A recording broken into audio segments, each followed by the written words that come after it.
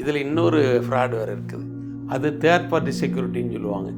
கிட்டத்தட்ட வட்டி லாபங்கிற பேரில் வட்டி மட்டும் கொடுக்கறது மாதத்துக்கு 55 லட்ச ரூபா கொடுத்துட்ருக்கிறார். நமக்கு பார்த்தோன்னா மிகப்பெரிய அதிர்ச்சி.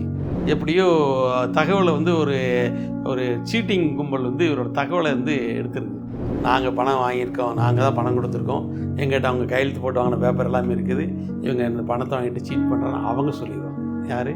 யார் சீட் பண்ணானோ அவன் யாரை சீட் பண்ணானோ அவன் தான் சீட் பண்ணான்னு சொல்லிடுவான்.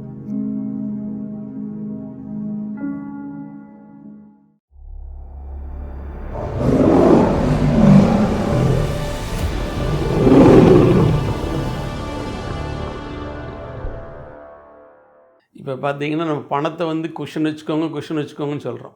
குஷன் இல்லாட்டி என்ன நடக்கும் அதை நம்ம தெரிஞ்சுக்கணும். ஏன்னா அதான் ரொம்ப முக்கியமானது.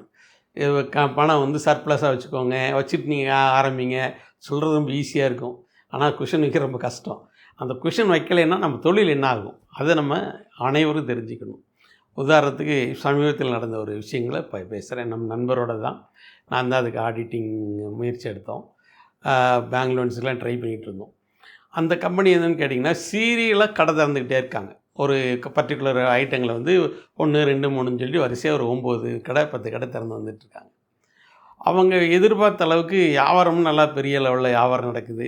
ஆனால் இவருக்கு ஐடியா என்னென்னு கேட்டிங்கன்னா நிறைய ஃபாலோவர்ஸுன்னு சொல்லிட்டு இப்போ வரக்கூடிய இன்ஸ்டா ஃபாலோவர்ஸ்லாம் எங்கள் ஏரியாவில் உங்களோட கடையை தரங்க, அவங்களுடைய ரொம்ப உணவு சம்மந்தமான விஷயங்களால அவங்களுக்கு ரொம்ப டேஸ்ட் இருக்குது, எங்கள் ஏரியாவில் கடை தரங்கன்னு சொல்லி ஒவ்வொருத்தரும் அவர்கிட்ட கேட்குறாங்க. இவர் சரின்னு சொல்லிட்டு ஒவ்வொரு இடமா பிடிச்சி கையில் இருக்கிற காசெல்லாம் தீர்ந்துடுது. குஷனில் எதுவுமே இல்லை. அப்புறம் கந்து வட்டி இந்த மாதிரி அக்கம் பக்கத்தில் இருந்தால் ஒரு மாதிரில் தெரிஞ்சவங்ககிட்ட வாங்குகிறாங்க. அப்புறம் அவங்க சரின்னு சொல்லிட்டு 1 லட்சம் கொடுக்குறாங்க. 1 லட்சத்துக்கு உடனே வட்டி வந்து யாருமே கொடுக்காத ஒரு லாபத்தை கொடுக்குறாரு. ஒரு நாளைக்கு 500 ரூபா கொடுக்குறாரு 1 லட்சத்துக்கு. இது வந்து நிச்சயமாக அந்த லாபம் கிடைக்காது. ஆனால் இவர் என்ன நினைக்கிறாரு, இந்த லாபத்திலேருந்து கொடுப்போம் அப்படின்னு சொல்லிட்டு அவரோட லாபம் நிரந்தரமாக இருக்கும் அப்படிங்கிற ஒரு எண்ணிக்கை நினைப்பில் அவர் தப்பான ஒரு முடிவு எடுத்து லாபத்தில் பங்கு தரேங்கிறாரு. உடனே அவருக்கு வேண்டியவங்கெல்லாம் பணத்தை கொண்டு போய் கொடுக்குறாங்க. சும்மா 5 லட்சம் வச்சு ரொட்டேட் பண்ணுறாரு. 5 லட்சம் 7 லட்சமாக கன்வெர்ட் ஆகுது. அப்படி 10 லட்சம். அடுத்து தெரிஞ்ச ஒரு சில பணக்காரங்களாம் சரி இந்த பையன் நல்லா பண்ணிகிட்டு இருக்கிறாங்க, கடை நிறைய திறந்துட்டுருக்காங்க, லாபம் 40% லாபம் இருக்கக்கூடிய ப்ராடக்ட்டு, அதனால் அவங்க கொடுக்குற ப்ராஃபிட் கரெக்டு தான் அப்படின்னு சொல்லி மறுபடியும் அவர் மேலே கொண்டு பணத்தை கட்டுறாங்க. கட்டி இப்படி பார்த்தீங்கன்னா அவர் நம்ம அலுவலகத்துக்கு அவர் வரும்போது அவங்களோட கம்பெனியோட நெட்வொர்த்தை நம்ம எழுதி பார்த்தோன்னா கிட்டத்தட்ட வட்டி லாபங்கிற பேரில் வட்டி மட்டும் கொடுக்கறது மாதத்துக்கு 55 லட்ச ரூபா கொடுத்துட்ருக்கிறார். நமக்கு பார்த்தோன்னா மிகப்பெரிய அதிர்ச்சி. எப்படிங்க இது வாழ்க்கையில் சாத்தியமே இல்லையே, நீ இப்படி ஒரு மாதம் 55 லட்ச ரூபா கொடுக்குறீங்க, வாடகை இருக்குது, சம்பளம் இருக்குது, 40% தான் கூட தொழிலில் இவ்வளோ பெரிய ரீச் ஆக முடியாதுங்க, நீங்கள் ஏதோ இடத்துல தப்பு பண்ணியிருக்கீங்க அப்படின்னு சொல்லும்போது இல்லை சார் மார்ஜின் வருது சார், பணம் வருது சார் அப்படின்னு சொல்லி அவர் உண்மையான நிலவரத்தை சொல்லலை. நம்மளும் பேங்க் லோன்ஸ்க்கெலாம் போகலான்னு சொல்லிட்டு பேங்க் லோன் கொஞ்சம் வேணும்னாரு, தேவைப்படுதுனாரு. சரி எக்ஸ்பென்ஷனுக்கு பேங்க் லோன்ஸ்லாம் போகலான்னு சொல்லிட்டு நம்ம பேங்க்கு போகிறோம். மேனேஜர் இன்ஸ்பெக்ஷன்லாம் பார்க்குறாரு, ஏரியாலாம் ரொம்ப நல்லா இருக்குது, பக்காவாக இருக்குது, ஓகே கொடுக்கலாம் அப்படின்ற முடிவுக்கு மேனேஜர் வராரு. ஆனால் எனக்கு அதில் மனசில் உறுத்திக்கிட்டே இருக்குது.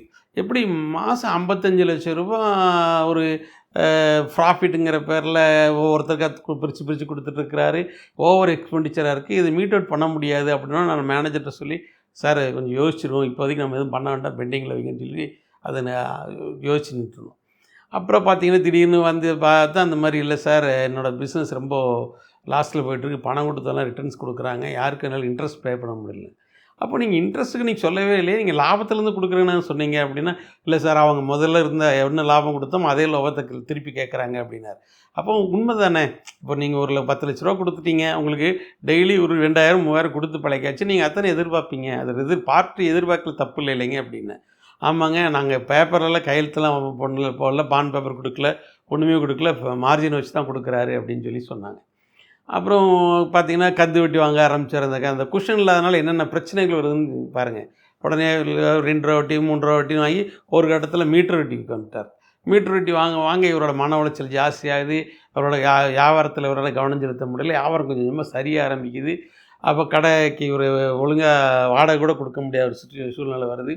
அப்புறம் வந்து இவரோட பொசிஷனை வந்து தெரிஞ்சுக்கிறாங்க.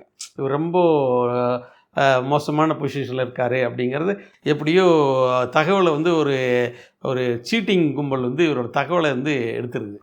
எடுத்து யாரோ ஒருத்தர் மூலமாக வந்து இன்னும் அன்னோன் பர்சன் பிரியாணி சாப்பிட்ற மாதிரி வரான். வந்துட்டு இந்த மாதிரி உங்களுக்கு இப்போ நீங்கள் நல்லா ஜம்முன்னு பண்ணுறீங்க, உங்களுக்கு ஃபண்ட் பேக்கப் ஒரு 10 கோடி ரூபா நாங்கள் தர தயாராக இருக்கிறோம், எங்களுக்கு வேண்டியவங்க அன்செக்குள்ளே நாங்கள் 10 crore கொடுக்குறோன்னு சொல்கிறாங்க.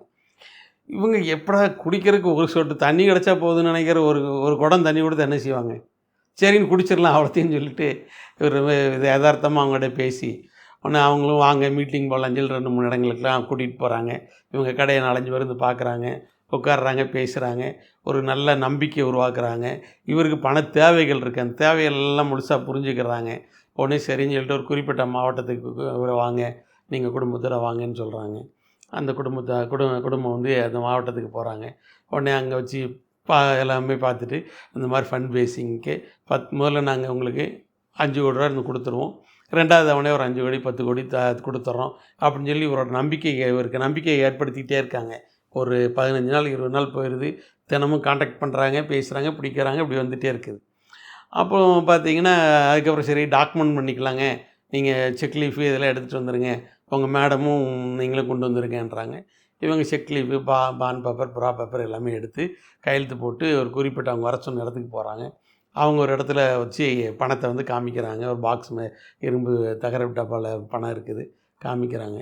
காமிச்சிட்டு இந்த பணம் உங்களுக்கு தாங்க, அப்புறம் உங்களுக்கு நம்பிக்கை உரிய மாதிரி நல்ல முறையில் பேசி இவங்க மனசில் நாங்கள் பணம் தந்துடுறோம் அப்படிங்கிற நம்பிக்கை உருவாக்கிட்டாங்க. அப்போ என்ன சொல்கிறாங்க, இந்த மாதிரி ப்ராசஸிங் சார்ஜஸ் இதெல்லாமே ஒரு 20 லட்ச ரூபா நீங்கள் தயார் பண்ணிட்டு வாங்க அப்படின்னு சொல்லி சொல்கிறாங்க. உடனே இவருக்கு அது அவங்க மேலே ஒரு நம்பிக்கை வந்து அந்த இடத்துக்கெலாம் போய் வந்தனாலையும் அவங்க இருக்கிற ஒரு பொசிஷனையும் பார்த்துட்டு இவர் முழுசாக நம்பிடுறாரு. ஒரு கடையை சேலே பண்ணிடுறாங்க. வச்சுருந்த ஒரு கடையை சேல் பண்ணி அதில் ஒரு 20 lakhs வருது. அந்த 20 லட்சத்தை எடுத்துகிட்டு அவங்க நேராக அவங்க சொன்ன இடத்துக்கு போகிறாங்க. அவங்க மதுரை பக்கத்தில் ஒரு இடத்துல வச்சு சொல்லிடுறாங்க. உடனே அங்கே அது ஒரு பங்களா வீட்டில் ஒரு பண்ணை வீட்டுக்கு போகிறாங்க. அங்கே வச்சு இவங்களுக்கு காமிக்கிறாங்க. டாக்குமெண்ட்லாம் வாங்கிடுறாங்க, செக் பண்ணிடுறாங்க. இவங்க கொண்டு போன 20 லட்சத்தை எண்ணி வாங்கிடுறாங்க. அது ஒரு பெரிய தகர டப்பாவில் பணத்தை காமிக்கிறாங்க. இதில் வந்து 5 கோடி இருக்குது, நீங்கள் முன்னாடி போங்க, நான் இந்த ஃபார்ச்சுனர் காரில் வச்சுருன்னு சொல்லிட்டு அந்த பெட்டி தூக்கி ஃபார்ச்சுனர் காரில் நாங்கள் டெலிவரி வரைக்கும் நாங்களே வர்றோம், அவங்கள்ட்ட வந்து டெலிவரி கொடுத்துட்றோம், இங்கெல்லாம் ரொம்ப பயங்கரமான ஆளாக இருக்காங்க, அவங்கள பணத்தை பிடிங்கிட்டு போயிடுவாங்க ரன்னிங்லே அப்படின்னு சொல்கிறாங்க. இவர் அதை நம்புகிறாரு. சரின்னு சொல்லிட்டு அந்த பைக்கை அந்த பணத்தை வந்து அவங்க வச்சுருக்காங்க. இவங்க முன்னாடி காரில் வராங்க, அவங்க பின்னாடி காரில் வராங்க. ஒரு குறிப்பிட்ட தூரம் வரும்போது ஒட்டஞ்சத்திரத்து பக்கத்தில் நியர்பை ஒரு இடத்துல கட் பண்ணி அந்த கார் காணாமல் போயிடுது. அதுக்கப்புறம் அவர் எல்லாருக்குமே பேசுகிறாங்க, பிடிக்கிறாங்க.